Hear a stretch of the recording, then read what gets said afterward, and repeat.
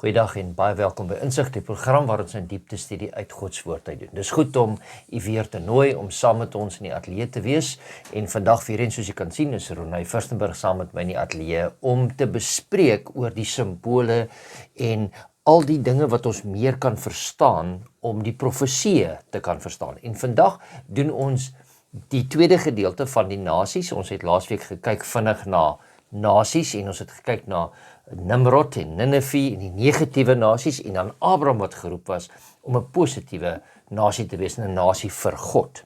So vandag is deel 2 wat ons gaan bespreek om te kyk wat is die kontras tussen die nasies en ons eie keuses wat ons wou gehad het en dit wat God vir ons wou gehad het. Maar voor ons begin met ons studie vir die dag, wil jy nie u hoofde saam met ons buig nie. Vader, ons sê vir u baie dankie dat ons in u teenwoordigheid kan wees. Dankie dat u ons geseën het, laat ons uit u woord uit kan leer. Help ons om hierdie simbole in u woorde kan verstaan, om u profeseë beter te kan verstaan en op ons lewens te kan toepas. Dit bid ons in Jesus naam. Amen. Amen. Kom ons blaai na Psalm 46 vers 11. Laat staan en weet dat ek God is. Ek sal hoog wees onder die nasies, hoog op die aarde. Dis 'n baie interessante vers hier. En as die Here sê laat staan, wat beteken dit? Ja, ek moet sê dit is 'n vers wat ons geweldig baie gebruik. Want daar's nou al sulke oulike sê goed gemaak, jy weet, sulke spreekwoorde gemaak om te sê let go and let God. Jy weet, laat staan en laat die Here. En ek dink dit is vir ons so 'n pragtige herinnering daaraan oor wie is eintlik in beheer van hierdie wêreld. Wie is eintlik die een met die mag en wie is eintlik die een met die ware heerskappy. So wanneer ons lees en sê laat staan en weet dat ek God is, dan is dit die Here wat vir ons herinner daaraan dat weet jy wat, jy is mens karring somtyds aan dinge wat jy net meer skade aanrig as goed, want die heerskappy, die wysheid en die almag lê by die opperheer, die een wat ons God noem.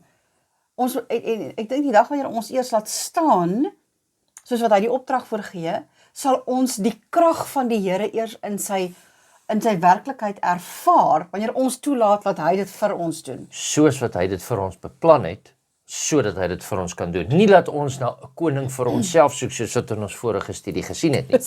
So dit is baie interessant om daarna te kyk. En dan sê hy daar, ek sal hoog wees onder die nasies. Met ander woorde, ek sal verhewe wees. My gedagtes wat ek vir julle het, is beter as julle gedagtes.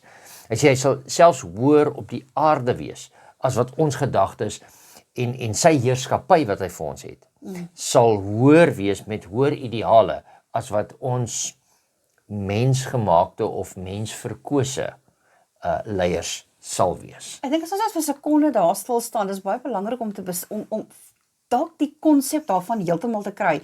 As jy nou moet dink, wie op hierdie aarde ag jy as die invloedrykste of die magtigste nasie dalk 'n nasie vir wie jy baie ontzag het of vir wie jy baie bang is of vir wie jy baie respek het en waar jy dalk vir jouself dink, joh, kyk, daar kan nou nie 'n hoër sport wees as daardie vlak waarop hierdie koninkryk is of hierdie koningshuis is of hierdie president of hierdie premier of leier of wat jy hom ook al nou sien nie. Ons het tog so half in ons gedagtes so bewondering vir baie van hierdie groot en sterk leiers en die Here kom en ek wil amper sê asof hy hulle so wegvee so eenkant toe met sy hand en sê maar ek is nog hoër as enige een van hulle. Dit wat julle dink hoog is maar nog steeds laag. So, kom ons gaan aan en dan kyk ons wat het die Here, ons gaan so vinnig weer terug, ons het gesien, as ons wil weet wat dinge aangaan, moet ons teruggaan na Genesis toe, die begin, dat ons kan verstaan waar die dinge begin het en waarheen dit kan lei, want baie keer tel 'n mens die verhaal hier so in die middel op, nee, dan weet jy nie wat aangaan nie. So kom ons gaan kyk na Genesis 2, dan lees ons vers 9, en dan kan ons so 'n paar verse oorslaan en dan na vers 15 tot 17 gaan. En die Here God het allerlei bome uit die grond laat uitspruit, begeerlik om te sien en goed om van te eet. Ook die boom van die lewe in die middel van die tuin en die boom van kennis van goed en kwaad. So hierso is dit, daar's 'n tuin, daar's twee bome, die boom van die lewe, die boom van kennis van goed en kwaad. Net so om 'n vraag te vra, van watter ene het Eva en Adam geëet? Wel, dit was duidelik nie die boom van die lewe gewees So, dit was nie, die want boom anders sou van- daar nie moeilikheid gekom het nie, nee. Ja. Nee, dan sou ons dan sou hulle vir ewig gelewe het. So dis nou die boom van kennis van goed en kwaad. En dan vanaf vers 15. Toe het die Here die mens geneem en hom in die tuin van Eden gestel om dit te bewerk en te bewaak. En die Here God het aan die mens bevel gegee en gesê: Van al die bome van die tuin mag jy eet, maar die boom van die kennis van goed en kwaad, daarvan mag jy nie eet nie, want die dag as jy daarvan eet, sal jy sekerlik sterwe. Nou hier is nou vir my 'n snaaksigheid. En die meeste mense sal die vraag vra. Hier's 'n skepper, hy gee vir hulle 'n tuin, maar hy sit daar 'n boom in. Wat hy sê, julle mag nie van hierdie boom eet nie. Die boom van kennis van goed en van kwaad. Is daar dan sekere goed wat die Here van ons wil weerhou? En die antwoord is ja. Die Here wil dit wat sleg is van ons af weerhou. Ja, ek wil Hy net wou nie van die begin af gehad het dat die mens die slegte moes ervaar nie. Kom ek sê, die Here wou nie gehad het dat die mens dood moes ervaar nie, want dit is hoekom hy die boom van die lewe ook daar geplaas het. Dat as hulle gehoorsaam sou wees en nie teen hom gestem het nie in die tuin van Eden nie, dan sou hulle vir ewig kon gelewe, dan sou ons vir ewig kon gelewe het. Ja. Omdat in hierdie tyd Adam en Eva was met soveel onskuld geskape. Al wat hulle geken het was die mooi, die kosbaarheid, die liefde, die omgee, die perfektheid van die hele heelal waarin hulle geplaas is. Teen hierdie tyd het Christus nou al die ervaring gehad van 'n oorlog wat in die hemel uitgebreek het. Hy het gesien wat kwaad doen, hy het gesien wat hartseer doen, hy het gesien hoeveel onmin veroorsaak was deur die duiwel. Hy wou hulle dit alles spaar. Ja, want hy het geweet wat sou kom. So, maar het nog steeds vir hulle die keuse gegee. En dit's weer eens as hulle daai keuse neem. En ek dink dit is die eerste keer dat die mens gekies het om 'n ander leier te hê. Selfs hier, dit kom nou by die gedagte by my op, want hulle het gesê nee, ons vertrou Satan meer as wat ons die Here vertrou het, deur daai dat hulle van dit geëet het. So met ander woorde, die Here sê, ek nog steeds altyd beter vir jou, maar daar sekere dinge wat ek van jou af wou weerhou het, dat dit nie goed was om dit te ervaar nie. En dit kan net, Dit sou nie vir jou toch, mooi, dit sou niks waarde tot hulle lewens bygevoeg het, as hulle hierdie dinge geweet het. Kom ons Dit vat sou hulle lewens net versleg het. Kom ons vat dit na ons vandag toe. Wil ons nie net die beste vir ons kinders gee nie? En hulle ook weerhou van die negatiewe dinge in die lewe? Dis mos maar een en dieselfde. So dis eintlik wat die Here wou gedoen het. Deur dan ons as mense slegte goed van ons kinders te weerhou, om hulle nie daarin bloot te stel nie, of hulle na 'n situasie te plaas nie, wou die Here dieselfde gedoen het. En hy wou net die beste vir die mens gehad het. So, daar's nog steeds vandag sekere goede. Wat is daar goede vandag wat ons eerder nie moes geweet het nie? Oeg, ek het as 'n baie jong meisie, net toe 'n mens so mag begin 'n geldjie verdien wettiglik. Ek dink ek was seker hier by 17 ook seker rond, het ek by my pa begin werk in die landdroskantoor vir vakansietye. So 'n bietjie ekstra geldjie verdien, maar dit het nou vir my ook blootgestel aan 'n wêreld wat ek as 'n jong kind nooit geken het nie. Aan gruisstories wat eintlik seker nie op daardie stadium nodig was, dat ek op daardie ouderdom al Moes van geweet het. En ek dink dit is 'n baie goeie voorbeeld om te gebruik. As 'n onskuldige jong mens,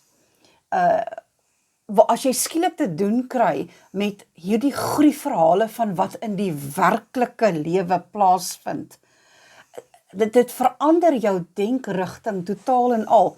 En ek dink dis presies wat die Here vir Adam en Eva probeer beskerm het teen. Jy het nie nodig om hierdie gruwelverhale te weet wat Satan nou al klaar aangevang het in die heelal, hoeveel hartseer hy in die hemel self klaar veroorsaak het nie. Jy het nie nodig om hierdie gruwelverhale te weet nie, dit gaan nie vir julle van waarde wees nie. Jy weet, daardie woorde wat Satan gesê het aan Eva, maar hy wil net nie hê dat julle van goed en kwaad moet verskil nie. Wat was daar wat die duiwel die Satan kon leer, wat meer aan haar lewe sou toegevoeg het as dit wat die Here vir haar geleer het. Ja, wat die Satan meer vir Eva kon geleer het, as wat die Here haar wou geleer het. En die Here het 'n plan vir ons lewens, en hy wil elke dag, soos ons sy woord studeer, leer ons nog elke dag meer en meer en meer van hom. En dis ook dit wat die Here wou gehad het, dat van die begin af, hoe meer hy tyd met die mens gespandeer het, hoe meer sou ons van hom geleer het, hoe meer sou ons van die goeie geleer het. Ja. En dit is wat die Here met elkeen van ons wil hê. Nou soos wat ons laasweek gedoen het en gekyk het na Nimrod, waar die negatiewe nasies begin het, en Nineve wat 'n negatiewe nasie was, en dan hoe die Here Abraham geroep het, die positiwiteit. Kom ons gaan vandag nou, en ons kyk na Daniël hoofstuk 2, en dis heeltemal 'n profesie, en ons gaan nie die hele profesie vandag bestudeer nie. Ons gaan net, dit is ook nie ons doel nie, ons gaan net kyk na sekere aspekte van die verskille tussen die nasies, en ons gaan lees vanaf vers 31 tot en met vers 35. U o koning het 'n gesig gehad. Kyk, daar was 'n groot beeld. Hierdie beeld was hoog en sy glans was buitengewoon. Dit het voor u gestaan en sy voorkoms was vreeslik. Wat die beeld betref, die hoof was van goeie goud, sy bors en arms van silwer, sy buik en lendene van koper, sy bene van yster en sy voete gedeeltelik van yster en gedeeltelik van klei. U het gekyk totdat daar sonder die toedoen van menshande 'n klip los geraak het, wat die beeld getref het aan sy voete van yster en van klei, en dit fyn gestamp het. Toe is tegelykertyd die yster, die klei, die koper, die silwer en die goud fyn gestamp, en dit het soos kaf geword van die dorsvloere in die somer, wat die wind wegneem, sodat daar geen spoor daarvan gevind is nie. Maar die klip wat die beeld getref het 'n groot rots geword, wat die hele aarde gevul het. Nou hier sien ons die verskil. Ons weet, dit is nou die laaste, dis die uiteinde wat Daniël van Nebukadneser van vertel, want hy het mos nou hierdie beeld gesien en hy het nie geweet wat dit beteken het nie. En hier kom hy en hy verduidelik dit vir hom, en hy sê vir hom, hier gaan koninkryke wees. En snaaks genoeg, hy begin by goud. Ons weet goud is altyd heel bo, en dan silwer, brons. 'n bietjie waardevermindering. Het is interessant dat soos die nasies gevorder het, volgens die profesie van hierdie beeld, het die waarde in die vergelyking daarvan en in die metaal daarvan al hoe minder en minder en minder geword, het ons van goud geëindig het by klei. Ja, sê dit ook vir ons van die agteruitgang van die nasies, van hoe hulle gaan agteruitgaan, en dat baie nasies en baie heersers het baie goeie ideale vir sy volk as hy begin, en dan draai dit sleg uit.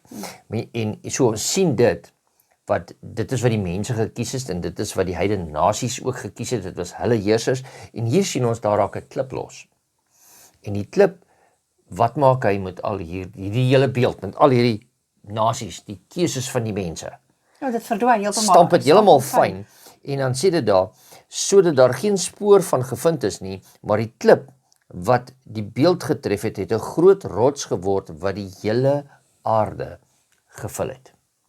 Nou, as ons ook kyk na aarde, dan weet ons, as ons nou kyk in profesie tussen water en aarde, dan weet ons, water is baie nasies, stamme, tale, volke, en aarde is minder bewoonde plekke. Maar waters kan ook vir ons dui daar waar Satan tussen baie mense besig is, en aarde wat eenkant is. Want die Here roep ons altyd om eenkant te wees. Kan ook vir ons verduidelik, dit is die plek wat hy vir ons berei het. Want die Here het ook die hemel en die aarde vir Adam en Eva berei, om vir hulle 'n plek voor te berei. So hier sien ons daai verskil tussen dit, en ons kry daai blik, en ons sien dat, maar die Here sê, wat het ons eerste vers gesê? My wee is hoër as julle wee, nie? Ek is verhewe bo julle. Laat los, ek is die Here. Ja, Laat los staan. en laat gaan. Laat staan en laat gaan. Ja, en my gedagtes is hoër as julle sin. So hier kom hy dit in, en die Here sê, sien julle, selfs in die profesie, julle het julle eie gekies, julle eie kop gevolg, julle eie konings wat julle gehad het. Maar hulle gaan net negativiteit vir julle bring. Maar die een wat ek gaan stig op die einde van die dag, gaan die hele aarde vul. Met ander woorde, hy sal die heerser wees van die hele aarde. Nie net van daai stukkie wat die mense gedink het, hulle heers nie.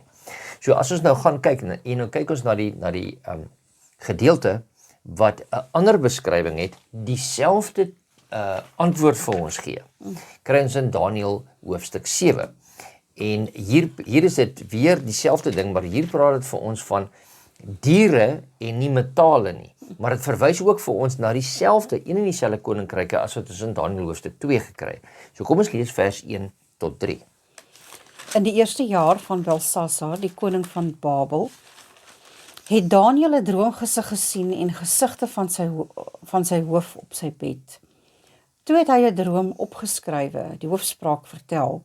Daniël het gespreek en gesê, ek het in die nag in my gesig gesien en kyk, die 4 winde van die hemel het die groot see in beroering gebring en 4 groot diere het uit die see opgeklim, die een verskillend van die ander.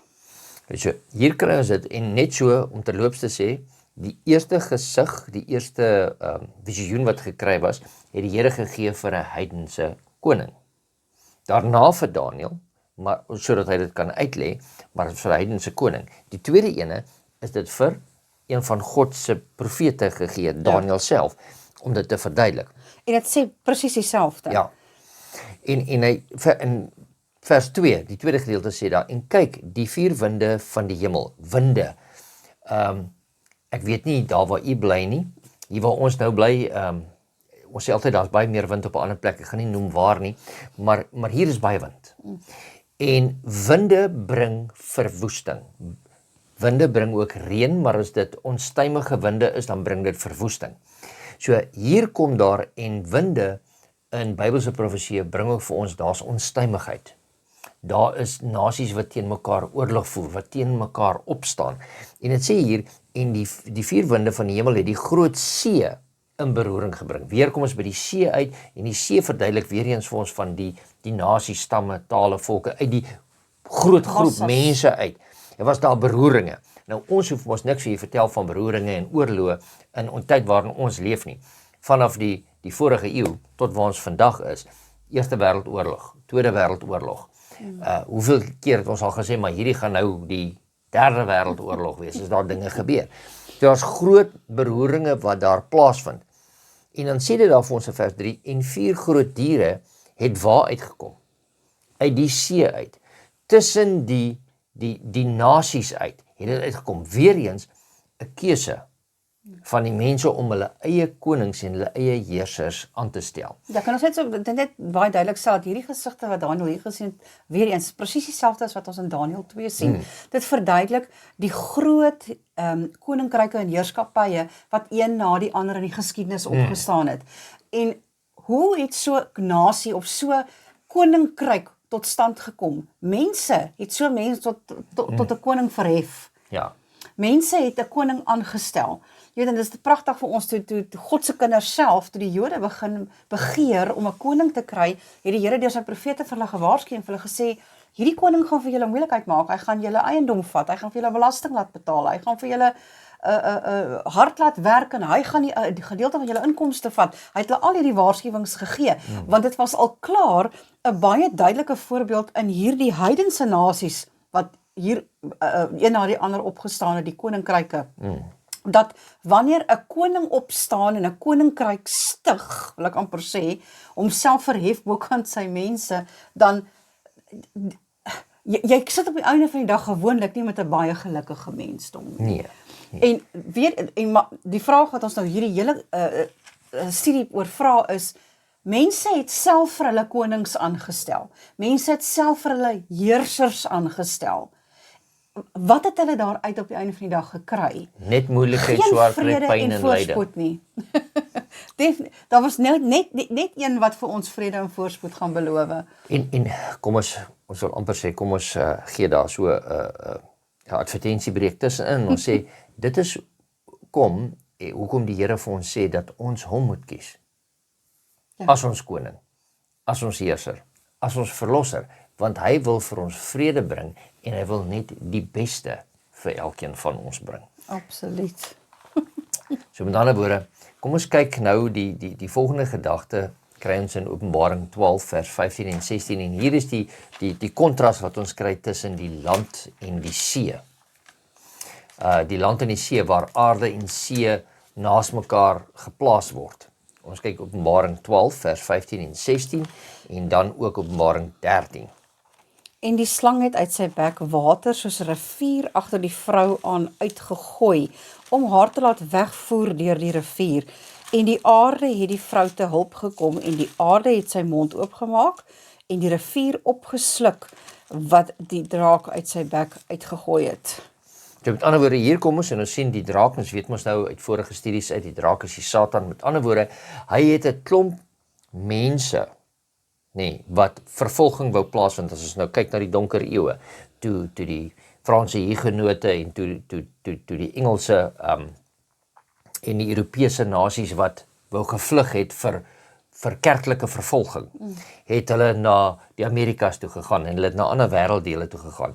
En hier kom dit uit en die draak het 'n oorvloed van mense agter hulle aangestuur. Maar dis baie mooi deur te sê, want dit is die vrou, die volk van God, en hier kom die aarde en hy sluk dit in. Met ander woorde, dis 'n groot onbewoonde wêreld gewees. En ons weet dit was vandag staan bekend as die Verenigde State van Amerika, waarheen hulle gevlug het, En dat daar nie baie mense was nie, en dat God hulle nog steeds gehelp het, dat hulle staande kon bly. So hier kry ons die kontras tussen die land en die see. Maar kom ons kyk net, hoofstuk 13 vers 1 en dan ook vers 11.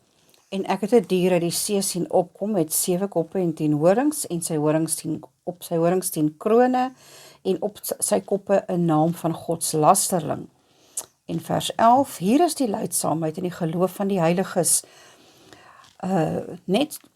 Vers 13 vers 11. 13 vers 11, en uit die aarde het ek 'n ander dier sien opkom, en hy het 2 horings gehad, net soos 'n lam, en het gepraat soos 'n draak.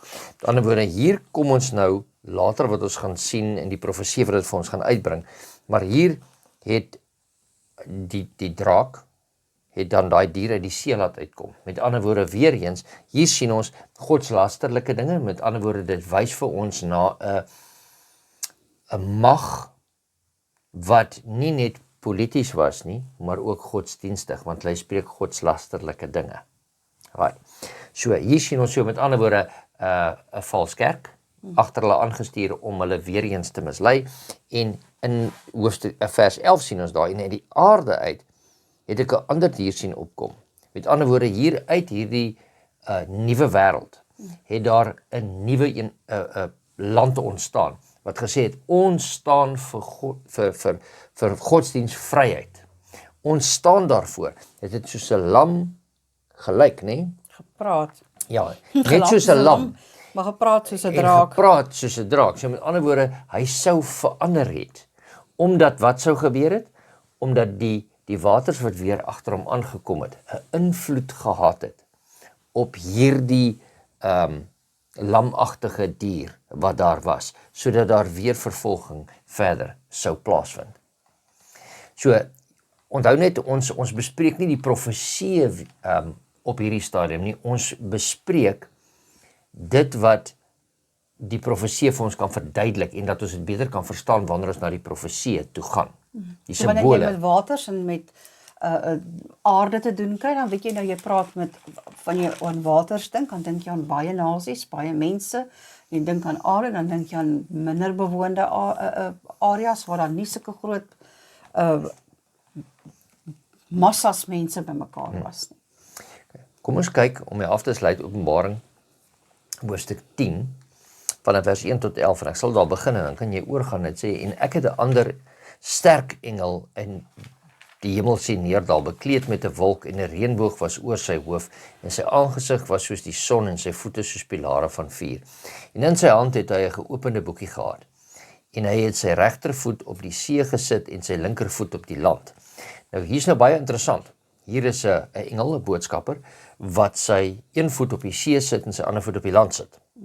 Met ander woorde, hierdie boodskap wat hy bring, is daar vir die mense wat hulle eie keuses maak en wat in misleiding is, en vir die mense wat God wil volg wat op die aarde is. So hierdie boodskap wat hy bring hy vir almal, en dit is beskikbaar vir almal, nie net vir 'n sekere groepie nie. En vers 3 sê, en hy het met 'n groot stem uitgeroep soos 'n leeu wat brul, En toe hy uitgeroep het, het die 7 donderslae hul stemme laat hoor. En toe die 7 donderslae hul stemme laat hoor het, wou ek skrywe, maar ek het 'n stem uit die hemel vir my hoor sê, verseël wat die 7 donderslae gespreek het, en skryf dit nie op nie. Met ander woorde, daar was van die profeseë, was dit verseël tot op 'n sekere tyd. Want dit is wat die Here bepaal het, en dat dit op 'n sekere tyd moes dit bekend gemaak word. En ons weet dat in die vorige eeu, hier by middel 1800s, het daar begin mense die Bybel bestudeer, en die reformatie het tot op sy hoogtepunt gekom, waar hulle weggebreek het van vals godsdienste af, en hulle het gesê, kom ons gaan terug na die Here toe. Met ander woorde, dit is wat daar gebeur het, en dan gaan dit aan, en sê vir ons, en die engel, wat ek op die see en op die land sien staan het sy hand na die hemel opgehef, en hy het gesweer by hom wat tot in alle ewigheid lewe, wat die hemel en die aarde geskape het, en wat daarin is, en die aarde wat daarin is, en die see wat daarin is, dat daar geen tyd meer sal wees nie. Met ander woorde, daar gaan 'n tyd kom, wanneer die profeseë tot 'n einde sal kom. Daar gaan 'n tyd kom, en dis eintlik vir ons 'n goeie boodskap hierdie, dat die Here sê, daar gaan 'n tyd kom, dit gaan nie net aanhou en aanhou en aanhou en aanhou nie. Daar gaan 'n tyd kom, en die Here sê, hy gaan nou halt roep, en dan gaan die dinge tot 'n einde kom. Maar dan sê dit vir ons vers 7, maar in die dae van die stem van die 7de engel, wanneer hy met die basuin sal blaas, dan sal die verborgenheid van God volbring, soos hy die blye tyding verkondig het aan sy diensknegte, die profete. En die stem wat ek uit die hemel gehoor het weer tot my gespreek en gesê, gaan, neem die geopende boekie in die hand van die engel, wat op die see en op die land staan. Met ander woorde, nou word daar 'n geopende boekie gegee, sodat jy nou kan verstaan. In vers 9 sê, en ek het na die engel gegaan, en aan hom gesê, gee my die boekie, toe sê hy vir my, neem en eet dit op. Dis 'n baie mooi beeldspraak, nie? Neem en eet dit op, dat jy kan verstaan, neem dit in. En dan sê daar, en hier kom die snaaksigheid na daarin. Toe sê hy vir neem en eet dit op, en dit sal jou in jou dit sal jou maag bitter maak, maar in jou mond sal dit soet wees soos heuning. Toe neem ek die boekie uit die hand van die engel en eet dit op, en in my mond was dit soet soos heuning, maar toe ek dit geëet het my maag bitter geword. Nou weer eens kan ons sien, daar's weer eens 'n profesie wat gegee word, profeteer weer, bring dit weer, en hier sê hy, eet hierdie boekie, soet in die mond. Dis 'n soete boodskap wat ons gaan kry. Maar later, wanneer dit nou geëet is, die werklikheid ons tref, ja. Ons tref, dan kom ons agter, maar dit is nie meer so lekker nie, want nou kom die werklikheid tot niet. En ons sal sien dat nie almal die koninkryk van die hemel sal sien nie. En dat daar mense sal wees wat nog steeds teen die Satan of teen die Here sal kies en vir Satan sal kies. Baie interessant om te kyk na hierdie gedeeltes van die see en die land en van hierdie koninkryke wat hulle self kies en van God wat sê nee, hy is die klip en dan van die diere wat daar is. Laat ons nooit die fout maak om vir onsself leiers te wil kies nie. Laat ons nooit die fout maak om ons eie heil te wil uitwerk nie. Want die Here het dit reeds vir ons gedoen. En hy wil hê dat ons op hom moet vertrou. So as ons nou teruggaan, heel na die begin toe in Genesis, in die boom van kennis van goed en kwaad. Die Here wou nie vir ons alles gegee het nie, want hy wou ons beskerm het teen die negatiewe dinge wat in die lewe is. En hy wou ewigheid saam met ons gewees het en net die goeie vir ons gebring het. Laaste gedagte van jou kant af, voor ons afsluit met 'n gebed. Ek wil teruggaan net na ons heel eerste teksvers. Laat los. Los en weet wie die Here is. Wanneer ons ophou op hierdie aarde om dinge te manipuleer soos wat ons dit graag wil hê, en ons los dit aan die Here wat verhef is bo alle magte en alle mense en alle nasies, dan weet ek en jy wat vrede is op hierdie aarde. Dan sal ons dit ken. Maar ek is nou bevestig, ek dink ons gaan dit nie weet voordat die Here nie weer gekom het nie. Ja, dit is so. Vir my dit was goed geweest om jou weer in die ateljee te hê En dit was goed om weer eens in u sitkamers te kon kuier. Maar voor ons vir mekaar totsiens sê, gaan ek vir my vra om vir ons af te sluit met 'n gebed. Liefdevolle Vader, wat 'n voorreg is dit om deel te wees van u kinders op hierdie aarde vandag. En al is hierdie boodskap soms vir ons soet in die mond, maar dit ontstel vir ons om te weet wat die pad is wat ons gaan moet loop op hierdie aarde tot u weer kom. Weet ons, Here, dat wanneer ons ontspan met die wete dat u bokant alle nasies is, bokant alles op hierdie aarde is, dat u grootheid en u almag meer is as wat ons ooit verdien of kon vra, en ons laat los ons vrees, en ons klou met alles wat ons het aan u vas in volle geloof en oortuiging, dan, Here, sal ons daardie vrede ervaar wat alle verstand te bowe gaan. En dit is ons gebed in hierdie week. Amen. Amen.